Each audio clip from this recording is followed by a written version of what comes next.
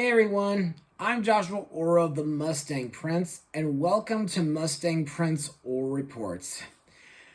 Again, I want to apologize for falling behind, especially when it comes to Christmas blogs, but there are still a few more films I want to share my thoughts on with you, and I just hope that I can work on my heartwarming Christmas blogs while I do them. Anyway, to business. Today, we're going to go back to Oz to continue my blogs on the Wicked movie musical. If you may recall, back in March, I did a blog on Wicked Part 1, which was based on the first act of the show, and I still stand by that it's a cinematic musical phenomenon. It had wonderful sets, nostalgic songs that I could never stop singing along to, memorable characters, and quotable scenes, and the finale was absolutely epic. Also, I was absolutely surprised when I heard that this movie received 2 Oscar awards, one for Best Costume Design and the other for Best Production Design. Also, after I saw it in cinemas, it made me excited for the Act 2 movie. And finally, after almost an entire year of waiting, we finally got it. But question is, does it still hold up to its Act 1 predecessor? Well, we're about to find out. Released on November 21st, 2025, the movie is Wicked for Good. So, on for the plot of the movie. After challenging the wizard's Totalitarian regime in Oz, Elphaba must grapple with her identity as the Wicked Witch of the West.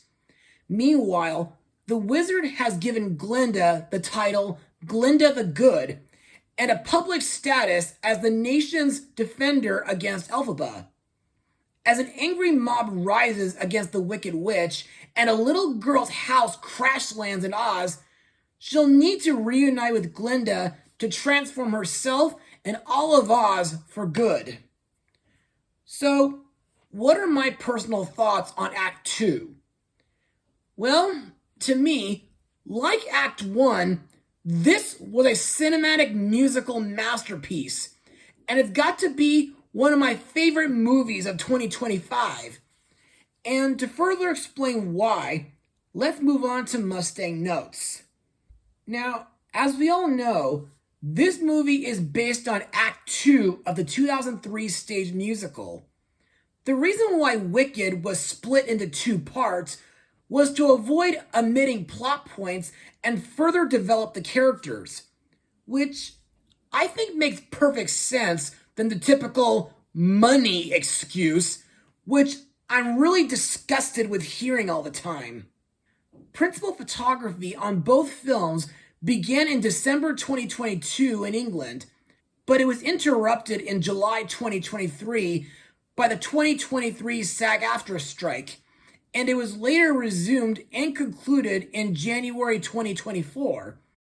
The film's visual effects were once again provided by Industrial Light and Magic and Framestore, with Pablo Hellman serving as visual effects supervisor. Now, in my personal opinion, this movie is really epic and nostalgic because not only does it expand the story in a few scenes, but it also brings back memories of when I got to see the show several times, whether being at the Pantages and the Segerstrom.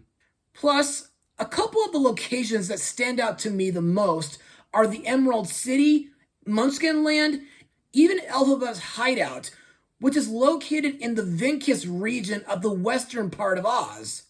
Plus, some of my favorite scenes include the part where the Yellow Brick Road is being built, the part where Glinda is shown her bubble hovercraft, the fight scene between Elphaba and Glinda, and the scenes that feature Dorothy Gale, whom is played by Bethany Weaver. And like I said in my blog of Part 1, I like that this film uses the silver shoes instead of the ruby ones, which to me is a nice nod to the original L. Frank Baum books. Also, there are a couple thought-provoking moments, like during the scene where Elphaba discovers a room where many animals, including Dr. Dilliman, are imprisoned and lost their ability to speak.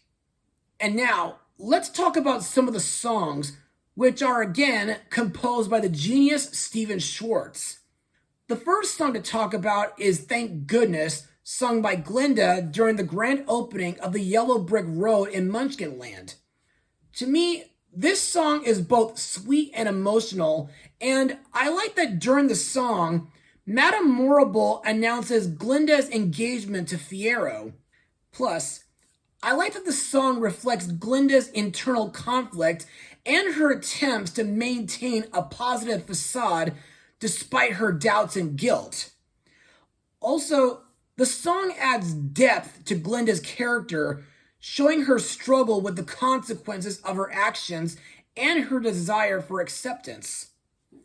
However, there's one verse that's missing, and I'm sure you folks know which one I'm talking about. It's the part where Morrible gives a speech regarding Glinda being summoned by the wizard and earning her title, and Elphaba's jealous outburst. Next is the Wicked Witch of the East song. Now, those of us who have seen the stage musical might already know that this song was excluded from the original 2003 Broadway cast album. And why was it? Well, it was due to its heavy dialogue and plot spoilers. But that reason aside, I find this song to be very emotional and thought-provoking, especially with what happens to Nessa Rose and Bach, which I'll talk about later. The next song to talk about is Wonderful, sung by the great and powerful Wizard of Oz, who tries to explain to Elphaba how he rose to power and why he manipulates the people of Oz. To me, this song is very whimsical, and I like that, unlike the stage version, Glinda gets to join in. Also, I can sort of picture myself singing it if Musical Theater Village was ever given the rights to perform Wicked in the future. However, there's one thing that kind of boggles me. How is the wizard's giant mechanical head moving on its own while the wizard is dancing right in front of it? The next song in the film is the romance song, As Long As You're Mine, sung by Elphaba and Fiyero while expressing their deep and forbidden love for each other amidst the chaos and conflict surrounding them. Like I'm Not That Girl and What Is This Feeling from Act 1, this was one of the first few Wicked songs that I've heard, and to me, the melody is very beautiful and haunting, and I like the song's themes of love, sacrifice, and defiance. Also, I like the part at the end where Elphaba and Fiyero are floating, which kind of makes me think of similar scenes in films like 1995's Casper and 2005's Sky High. Next we have the March of the Witch Hunters, which is sung by Bach and the citizens of the Emerald City while showcasing their determination to capture and kill Elphaba. To me, this song is very epic, and it kind of makes me think of the mob song from Beauty and the Beast. Also, the part where the Oz citizens follow Dorothy and her friends at the end of the song was pretty interesting. And finally, we come to the title song, For Good, sung by Elphaba and Glinda while showcasing their emotional farewell and the impact they've had on each other's lives. To me, this is another famous Wicked song, and every time I listen to it, it really makes me cry. Plus, this song gets a reprise at the end of the movie. Also to note, I think this song was what Celestia and Luna were listening to when they saw a pony version of the Wicked stage musical while they were on vacation. Anyway, that's all I got for Mustang notes. So let's move on to the cast. Our main character, Elphaba Throp, aka the Witch of the West, is played by Cynthia Erivo, whom was the Blue Fairy in the 2022 Disney Plus Pinocchio remake. During this film, Elphaba has been hiding in the Vinkus region while fighting the corrupt regime of the wizard and advocating for animal rights in Oz. In my eyes, Cynthia Erivo still does a wicked performance as Elphaba, no pun intended, and I think her No Good Deeds song, where she embraces her wickedness, is very powerful. Also, I think her new song, No Place Like Home, where she urges Dulcie Bear and the other animals of Oz to stay and fight for their rights and their homeland rather than flee, is another emotional song. And there are two things about this song that I find impressive. One being that Cynthia Erivo got to help co-write it, and two being that it's nominated for Best Original Song. Lastly, ever since I saw the show, I was absolutely shocked when it was revealed that Elphaba faked her death due to her descending into a trap door when Dorothy soaked her. Our second main character, Glinda, is played by Ariana Grande, who voiced Princess Diaspro in the Nickelodeon dub of Winx Club. She voiced Laura in Underdogs, and she sang with John Legend in the 2017 Beauty and the Beast remake. During this half of the story, Glinda ascends to the position of the wizard's spokesperson and is branded as Glinda the Good. However, at the same time, she remains internally conflicted as her public role requires her to stand against her friend Elphaba. By the end of the film, Glinda confronts the corruption of the wizard and Madame Morrible, and she chooses to stay behind in Oz to rule with integrity and restoring the rights and voices of the animals, a cause that Elphaba fought for. And in my opinion, Glinda is a good-natured character, and I like that she tries to lift every Ozian spirit with her goodness. Plus, I thought the flashback scene, which showed Glinda as a child, was a very cute and sweet moment. And I think her new song, Girl in a Bubble, while not as memorable as No Place Like Home, does do a nice job at expanding Glinda's growth beyond what is shown in the stage musical, focusing on her transition from Glinda to Glinda the Good. Next up is Prince Fiyero, played by Jonathan Bailey, who got to be in stage versions of A Christmas Carol and Les Miserables, and he was recently in the latest Jurassic World movie. During this film, Fiyero has taken up the role of the newly appointed captain of the Wizard's Gale forces in order to hunt down Elphaba. But underneath that position, it turns out that he doesn't want Elphaba to be harmed and that he actually loves her. And as punishment, the guards drag him to a cornfield and savagely beat him. To me, some of my favorite moments involving Fiyero is when he sends Elphaba to an abandoned castle known as Kimiko for shelter, and where he assigns the monkeys to protect her. Also, ever since I saw the show on stage, I was actually quite surprised when Fiyero was revealed to be the Scarecrow, which was the result of Elphaba's spell during her No Good Deeds song.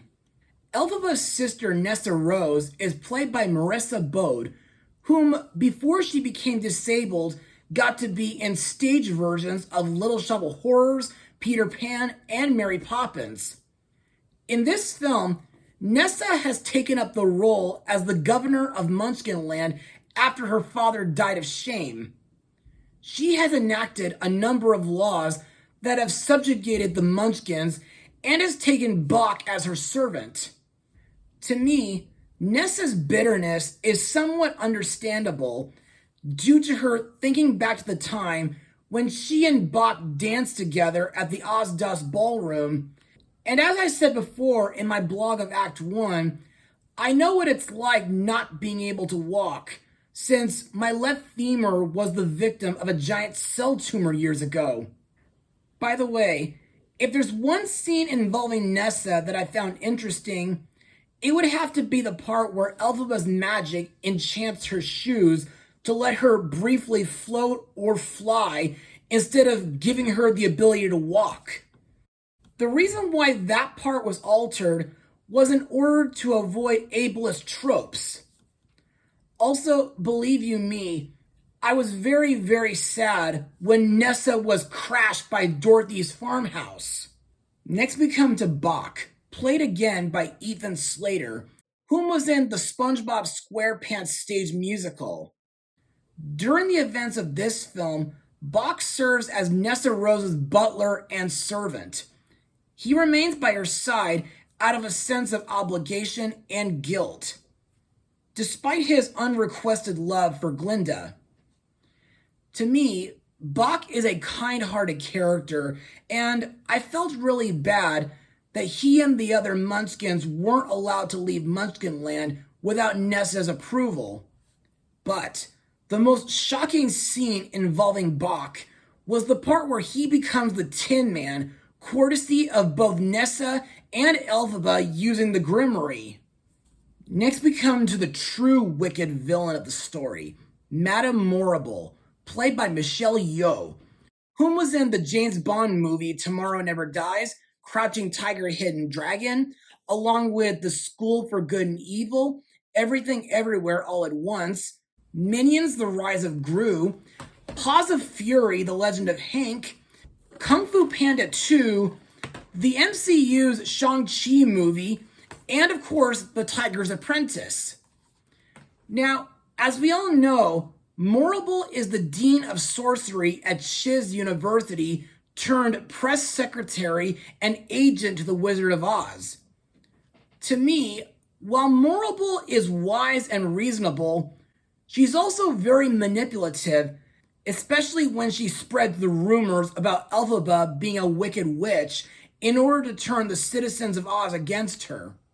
Also, I thought it was very intense when she uses her weather powers to create a cyclone that brings Dorothy Gale's house to Oz, which leads to the death of Nessa Rose. Plus, I thought the part where she dismisses and rebuffs Glinda when she protests against her actions was very harsh. However, my favorite moment is when Glinda has the monkeys arrest Morrible after she says, and I quote, "You see, my personal opinion is that you do not have what it takes. I hope you prove me wrong. I seriously doubt you will." To quote the Artful Dodger, "Didn't I tell you that would come back to haunt her?" Finally, we come to the great and powerful Wizard of Oz, played by Jeff Goldblum, whom was in Earth Girls Are Easy, Cats and Dogs, a few of the Jurassic Park movies, Roland Emmerich's Independence Day films, DreamWorks' The Prince of Egypt, Wes Anderson's Isle of Dogs, and the MCU's Thor Ragnarok. Now, as most of us know, the Great Oz is in reality a humbug dictator who uses propaganda to maintain power and suppresses the rights of the animals in Oz. In my eyes, while I do like that Oz provided Glinda with her bubble hovercraft and that he lets her stay in the Emerald City Palace, I don't like that he and Morrible brand Elphaba as the Wicked Witch of the West in order to turn public opinions against her after she refuses to assist in his corrupt agenda. However, there are a couple interesting scenes in this movie involving him. One is the part when Dorothy and her three new friends seek him out in hopes for a brain, a heart, some courage, and a way back home to Kansas. And when he realizes that he can use them, thanks to some advice from Madame Morrible, he instructs them to kill Elphaba and bring him her broomstick as proof. The other is the part when Glinda shows the wizard the green elixir bottle that belonged to Elphaba's mom, Melina Throp, which leads him to realize that he's in fact Elphaba's biological father and the reason for her power, and his real reason for leaving Oz was out of guilt for his actions. Other members of the cast include Sharon D. Clarke as Elphaba's childhood nanny, Dulcie Bear, Coleman Domingo as the Cowardly Lion, and veteran voice actor D. Bradley Baker as Chistery. And now, on to my final words. Overall, Wicked for Good is a wickedly fantastic movie, and it makes a great finale to the Wicked two-parter movie musical. The story ranges from epic, thrilling, and nostalgic to emotional and tear-jerking. The cinematography is great, the sets are amazing, the songs are amazing, including the 2 new ones, the visual effects are done excellently, the characters are all memorable, and the acting is absolutely spot on. Plus, I hope to get this movie on Blu-ray soon so I can watch it with its Act 1 predecessor. And if my time math is correct, it might equal up to 5 hours. Also to note, I have been hearing rumors that Universal might build a Wicked-themed area in their Epic Universe park in Florida. And I hope the rumors are true, since I think adding Wicked to that park sounds absolutely awesome. Anyway, if you're a fan of the stage musical, I highly recommend everybody to check this movie out. And I'm sure you and your families will be changed for good after seeing it. I give Wicked for Good a full 100%. Oh, and Elphaba, I doubt you're watching this, but I am very sorry for what I've done to you. Well, anyway, that's all for now. Be sure to join me for my next blog, where we look at a recent animated Netflix movie that'll take us on a thrilling trip into the realm of dreams. Mustang Power.